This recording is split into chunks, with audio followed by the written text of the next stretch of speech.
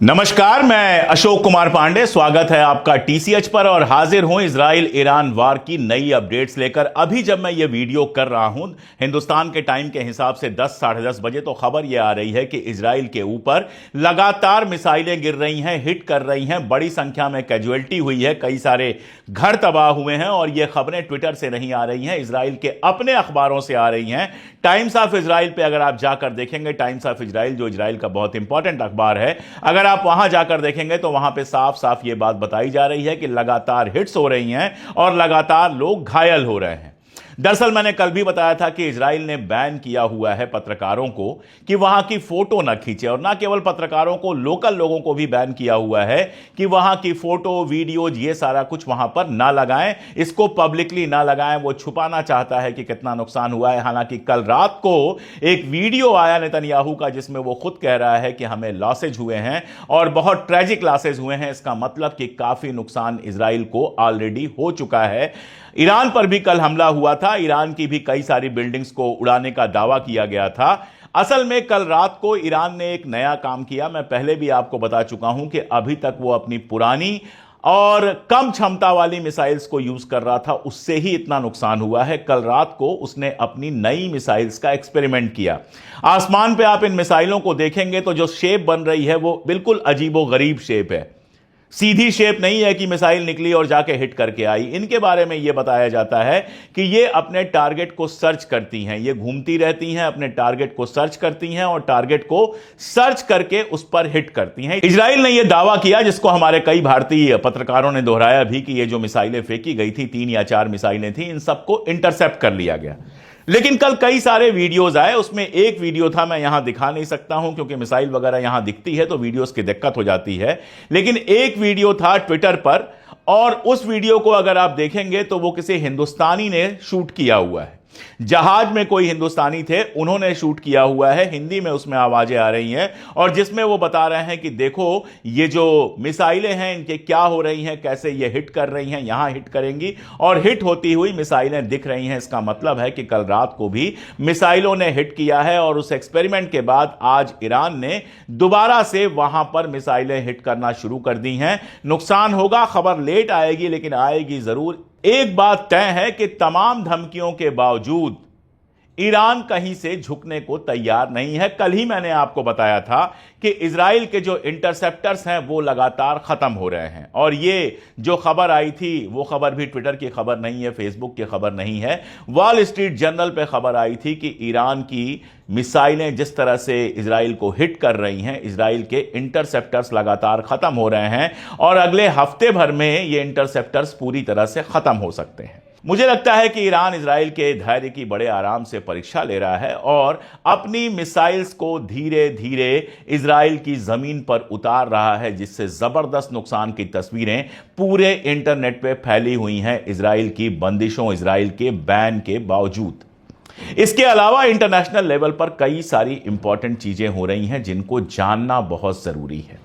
Russia अब तक जो भी बयान दे रहा था वो लिमिटेड बयान थे, लेकिन ट्रंप ने जब सरेंडर और यह भी इशारा कर दिया कि न्यूक भी चलाए जा सकते हैं, न्यूक्लियर ताकत का भी इस्तेमाल किया जा सकता है ईरान की जो फार्दो एटॉमिक सेंटर है उसको खत्म करने के लिए, या फिर वेपन ऑफ मास डिस्ट्रक्शन या मदर ऑफ ऑल बम्स जिसको कहते हैं, उसको भी गिराया जा सकता है। उसके बाद रूस का एक बयान आया है और यह बयान ऑफिशियल बयान है जो उनके विदेश मंत्रालय ने जारी किया है।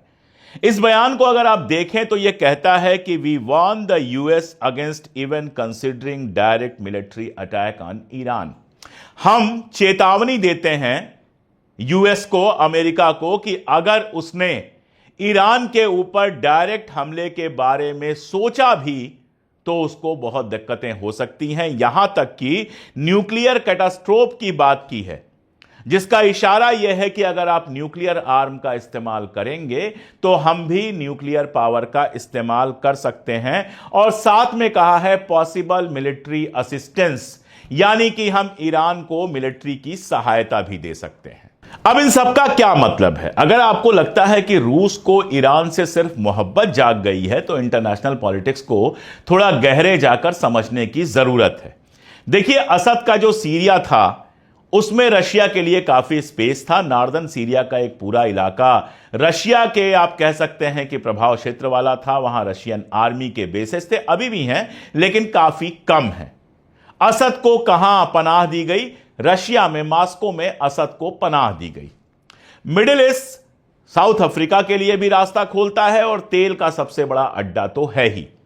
अगर आप ईरान को देखेंगे तो ईरान ना केवल चाइना से सबसे ज्यादा ट्रेड करता है, चाइना को सबसे ज्यादा तेल भेजता है और चाइना के सामान सबसे ज्यादा खरीदता है, बल्कि रशिया के साथ भी उसके ऐसे ही रिश्ते हैं जहां पांव रखकर रशिया साउथ अफ्रीका, अफ्रीका, इन सारे इलाकों में जा सकता है, अपने बेसेज बना सकता है और निगाह रख सकता है और इस तरह से अमेरिका को कंट्रोल कर सकता है। ऐसा नहीं है कि इजराइल के साथ रशिया की कोई दुश्मनी थी। जो लोग इतिहास नहीं जानते हैं उनको मैं बता दूं कि इजराइल को यूनाइटेड नेशंस में रिकॉग्नाइज करने वाला जो पहला मुल्क था वो यूएसएसआर था। स्टालिन उस समय हुआ करते थे। यूएसएसआर ने सबसे पहले इजराइल को रिकॉग्नाइज किया था और उसके बाद भी इजराइल के साथ रशिया का ठीक ठाक रिश्ता रहा है। लेकिन पिछले कुछ सालों में इजराइल के साथ रशिया के रिश्ते लगातार खराब हुए हैं और खास तौर से जिस तरह से सीरिया में हुआ है, रशिया के सैनिकों को लौटना पड़ा है, रशिया का बेस कमजोर हुआ है।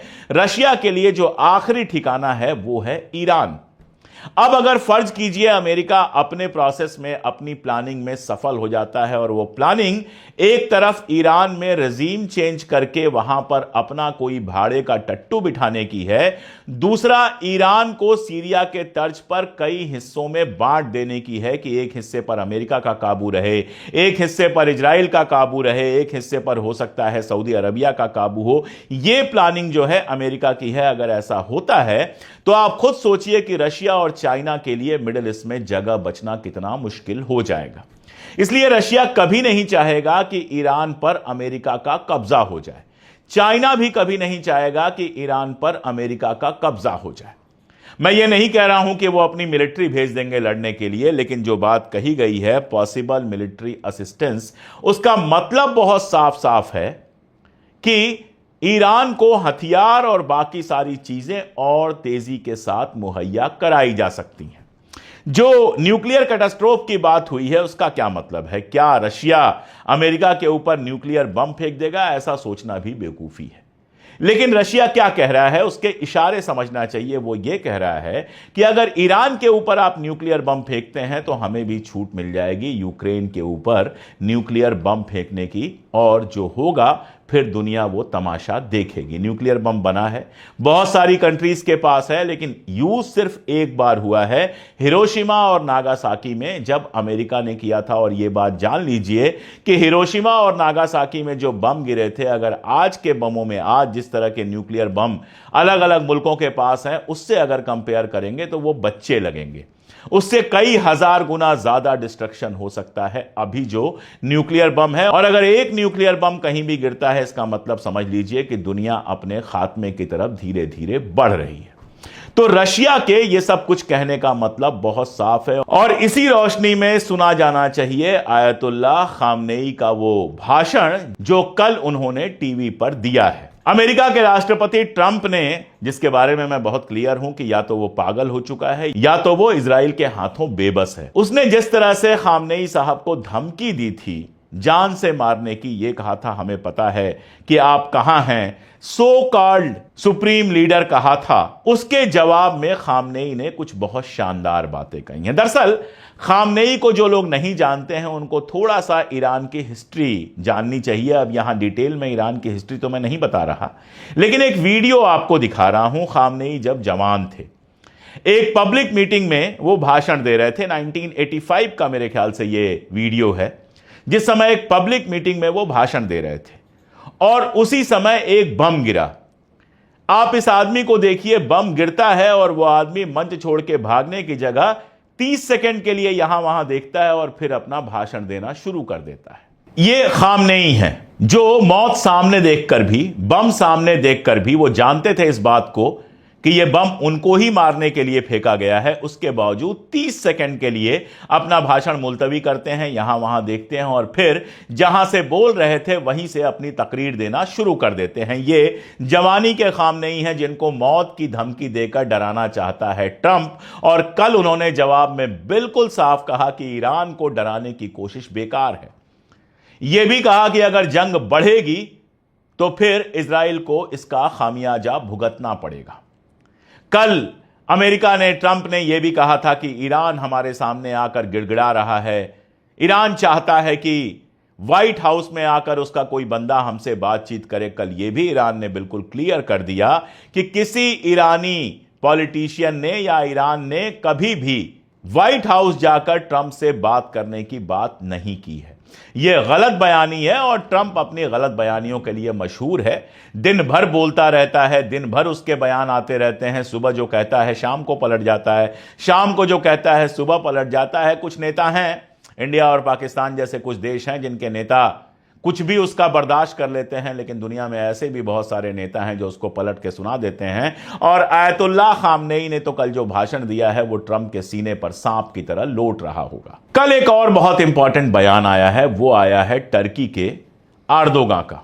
आप में से बहुत सारे लोग और मैं भी एर्दोगान के ऊपर कोई खास भरोसा नहीं करते हैं। सब जानते हैं कि एर्दोगान ने फलस्तीन के नाम पर भी बयान तो बहुत दिए, लेकिन साथ हमेशा इजराइल का दिया। लेकिन इस बयान के मानी है, यह बयान जो कहता है वो तो सिंपल सी बात है जो हम सब जानते हैं कि जेनोसाइड के मामले में नेतन्याहू जो है वो हिटलर से भी आगे निकल गया है, इसमें तो कोई दो राय नहीं है। हिटलर ने जो कुछ किया था वो नेतन्याहू के किए के सामने बहुत छोटा नजर आने लगा है, इसमें कोई दो राय नहीं। लेकिन इस बयान के कुछ और मानी है जिसको समझना चाहिए, और उसके लिए पहले मैं आपको एक ट्वीट दिखाता हूं जो वहां के इजराइल के एक बड़े प्रोफेसर का है, जिनका कहना है कि एक बार हम ईरान को निपटा लें तो अगला नंबर जो होगा वो पाकिस्तान का होगा। और इसी के साथ आप जानते हैं कि पाकिस्तान का नाम तो कम आता है, लेकिन यह बात बहुत पहले से है कि सीरिया को खत्म करने के बाद इजराइल का इरादा टर्की को भी खत्म करने का है, एर्दोगान को भी उसकी कुर्सी से हटाने का है। टर्की एक नाटो कंट्री है, इसीलिए यह आसान काम नहीं है। अगर टर्की के ऊपर इजराइल हमला करता है तो फिर इंग्लैंड, अमेरिका, फ्रांस जो नाटो के मेंबर्स हैं उनके लिए बड़ी मुश्किल पेश आएगी कि उस पर कैसे रिएक्ट करें, क्योंकि नाटो का समझौता यह है कि नाटो के किसी एक मेंबर पे अगर हमला होता है तो वो पूरी नाटो कंट्रीज पर हमला माना जाता है। तो उनको अगर इस समझौते का पालन करना है तो इजराइल के खिलाफ लड़ना पड़ेगा, लेकिन इजराइल के खिलाफ अमेरिका लड़े इतनी तो अब उसके पास हिम्मत भी नहीं बची है। तो इजराइल ये खेल जरूर खेल सकता है कि चलो और कुछ नहीं तो टर्की में कम से कम अपना आदमी बिठा लो, और इस खेल में अमेरिका, फ्रांस सब साथ दे सकते हैं, क्योंकि एर्दोगान को ट्रंप दोस्त तो बहुत बताता है लेकिन पसंद नहीं करता है। और एर्दोगान चूंकि काफी टाइम से वहां की कुर्सी पर हैं, काफी मजबूत बन चुके हैं, तो अगली कोशिश उनको हटाने की भी हो सकती है। ईरान के गिरने का मतलब है कि टर्की के लिए मुश्किलात अपने आप बढ़ेंगी। टर्की और ईरान में कोई दोस्ती नहीं है, कम से कम असद के मामले पर या सीरिया के मामले पे तो एर्दोगान ने सीधे सीधे ईरान की पीठ में छुरा भोंका है। लेकिन जो पॉलिटिक्स होती है वो अपने आप में बड़ी अजीब चीज होती है, और अगर एर्दोगान के मन में यह डर सता रहा है कि कहीं ईरान निशाना बना तो अगला निशाना हम ना बन जाएं, तो ये कोई बड़ी बात नहीं है। और पाकिस्तान को तो बहुत सावधान रहना चाहिए। जिस तरह आसिम मुनीर गए हैं और नोबेल प्राइज मांग रहे हैं ट्रंप साहब के लिए, वो सब तो दिखाने की बात है, अंदर अंदर क्या बात हुई है किसी को नहीं पता। और मुझे यह लगता है कि ट्रंप ने बहुत क्लियर कहा है कि ईरान पर बयान और ईरान की मदद सोचो भी मत, इसीलिए पाकिस्तान के ईरान पर बयान आने अचानक बंद हो गए हैं। और आसिम मुनीर ने शायद कहा होगा कि पाकिस्तान के ऊपर इजराइल हमला ना करे, इसकी गारंटी दीजिए। अब ट्रंप ने गारंटी दी है कि नहीं दी है मैं नहीं जानता, कभी ना कभी वो बात बाहर आएगी। लेकिन टर्की का खतरा बहुत साफ दिखाई दे रहा है। इसीलिए ईरान का जो इस समय पूरा का पूरा एहतजाज है, ईरान का जो पूरा का पूरा प्रतिरोध है, वो केवल ईरान के लिए नहीं पूरे मिडिल ईस्ट के लिए बहुत इंपॉर्टेंट है। और इसीलिए जब तस्वीरें आती हैं कि बंकर में भी जगह नहीं बची, लोग मेट्रो पे सो रहे हैं, लोग बस स्टैंडों पर सो रहे हैं, तो शायद ही मिडिल ईस्ट में कोई हो जिसको यह देख के चैन ना पड़ता हो, खुशी ना आती हो कि इजराइल के साथ पिछले 70 वर्षों में जो नहीं हुआ वो ईरान पहली बार कर रहा है। कभी नहीं हुआ कि इजराइल के ऊपर सीधे हमले हों, कभी नहीं हुआ कि इजराइल की बिल्डिंगें गिरें, कभी नहीं हुआ कि इजराइल के आर्मी एस्टैब्लिशमेंट के ऊपर हमला हो, कभी नहीं हुआ कि इजराइल के लोगों को पिछले 6 दिन से लगातार बंकरों में सोना पड़े और बंकरों में भी जगह खत्म हो जाए। कभी ऐसी तस्वीरें इजराइल से बाहर नहीं आई जैसी अभी दिख रही हैं। इजराइल अपनी तरफ से पूरी कोशिश कर रहा है। कल रात को ईरान के ऊपर हमला हुआ है, कई जगह नुकसान भी पहुंचा है। बताया जा रहा है कि एक वाटर प्लांट को नुकसान पहुंचा है, एक यूनिवर्सिटी के ऊपर हमला हुआ है और एक जहां से मेडिकल का सारा काम होता है वहां पर हमला हुआ है। ये सारी बातें सही हैं, लेकिन जो एक और हमला हुआ है वो इंटरेस्टिंग है। ईरान की जो टेलीविजन ईरान का है उसको हैक किया गया और उस पर अपने हिसाब से वीडियोस लगाए गए और ईरानियों से अपील की गई कि आप ईरान की गवर्नमेंट के खिलाफ सड़क पर आइए। हुआ क्या? लोग सड़क पर आए, गाड़ियों से आए, बाइक से आए, पैदल आए, लेकिन उनकी गाड़ियों, बाइकों और हाथों में जो झंडा था, जो अलम था, वो ईरान का अलम था। लोगों ने सड़क पर आकर बिल्कुल साफ कहा कि हम अपनी रजीम के साथ हैं। फिर मैं याद दिला दूं कि ईरान में 10-5% गद्दार जरूर हैं, रोज पकड़े जा रहे हैं। कल भी मोसाद के कुछ एजेंट पकड़े गए हैं, लेकिन ईरान की बड़ी आबादी, वो आबादी भी जो खामनेई से खुश नहीं थी, यहां तक कि वो महिलाएं भी जो हिजाब के खिलाफ थीं, वो भी सड़क पर आई हैं जब अपने मुल्क की बात आई है। कल आज तक की एक पत्रकार है अंजना ओम कश्यप, वो कह रही थी कि हिजाब के खिलाफ जो लड़कियां लड़ रही थीं उनकी आह ईरान को लग गई है। 2 सवाल मैं उनसे पूछना चाहता हूं कि फलस्तीनी जो औरतें और बच्चे मारे गए हैं उनकी आह नेतन्याहू को क्यों नहीं लगी है? और हिंदुस्तान के अंदर जिस जकिया जाफरी से उनके हस्बैंड को छीन लिया गया, जिस जकिया जाफरी के सामने उनके हस्बैंड को जिंदा जला दिया गया, उनकी आह मोदी को क्यों नहीं लगी है? हमारा गोदी मीडिया जितना गिर सकता है, शायद इजराइल के अलावा दुनिया में कहीं भी गोदी मीडिया उतना गिर नहीं सकता है। और हां, ईरान में जब भीड़ सड़कों पर थी, हाथ में ईरानी झंडा लिए हुए, उसी समय इजराइल में बेन ग्वेर निकला हुआ था। बेन ग्वेर आप जानते हैं इजराइल का सबसे जहरीला मिनिस्टर है, और लोगों ने उसको घेर कर पूछना शुरू किया कि तुमने हमको इन हालात में क्यों फंसाया कि हमको बंकर में रहना पड़ रहा है। तो बेन ग्वेर ने कहा कि हमें उम्मीद नहीं थी कि ईरान इतना मजबूत है। बेन ग्वेर और इजराइल की उम्मीद से चीजें बहुत आगे निकल चुकी हैं। अब सारा दारोमदार जो है वो ट्रंप और अमेरिका के ऊपर है कि क्या वो ईरान पर हमला करने की कोशिश करते हैं या कल परसों में ईरान पर हमला करेंगे। अगर बराक डेविड की माने तो अभी तक अमेरिका ने कोई फैसला नहीं लिया है।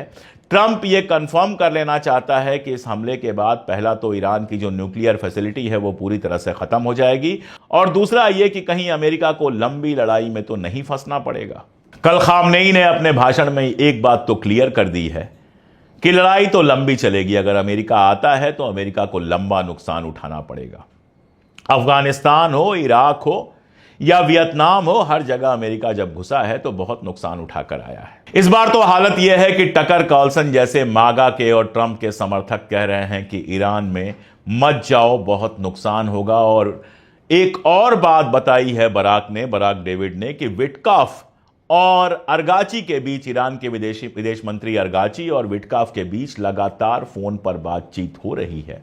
तो निकल के क्या आता है फाइनली, ये कल परसों में बिल्कुल कंफर्म हो जाएगा। अगर अगले 2-3 दिनों में अमेरिका हमला नहीं करता है तो आप ये तय मानिए कि दूसरा प्रोसेस शुरू होगा, और अगर अगले 2-3 दिनों में अमेरिका हमला करता है तो इसकी आहट, इसकी धमक सारी दुनिया में सुनाई देगी और अमेरिका को लंबे समय तक इसकी चोट महसूस करनी होगी। अभी फिलहाल मेरे पास यही अपडेट्स हैं। जब नई अपडेट्स आएंगी तो उन अपडेट्स के साथ मैं आपके बीच में फिर से हाजिर होऊंगा। मेरी अपील पर आप लोगों ने हमारे चैनल को ज्वाइन किया है, काफी लोगों ने ज्वाइन किया है, मैं उन सब का शुक्रगुजार हूं। और जिन लोगों ने अभी तक ज्वाइन नहीं किया है, मेंबरशिप नहीं ली है, उनसे फिर से यह अपील कि हमारे वीडियोस के नीचे जो ज्वाइन का ऑप्शन है उसको चेक कीजिए। इसके अलावा हमारे पिन कमेंट में या फिर हमारे डिस्क्रिप्शन में भी कई सारे लिंक्स दिए हुए हैं। आप 3 रुपए रोज से भी कम पर हमारा चैनल ज्वाइन कर सकते हैं और हमें वो ताकत दे सकते हैं जिसके भरोसे हम लगातार कैमरे और सत्ताओं की आंख में आंख डालकर सच बोल सकें। आज के लिए इतना ही, बहुत शुक्रिया।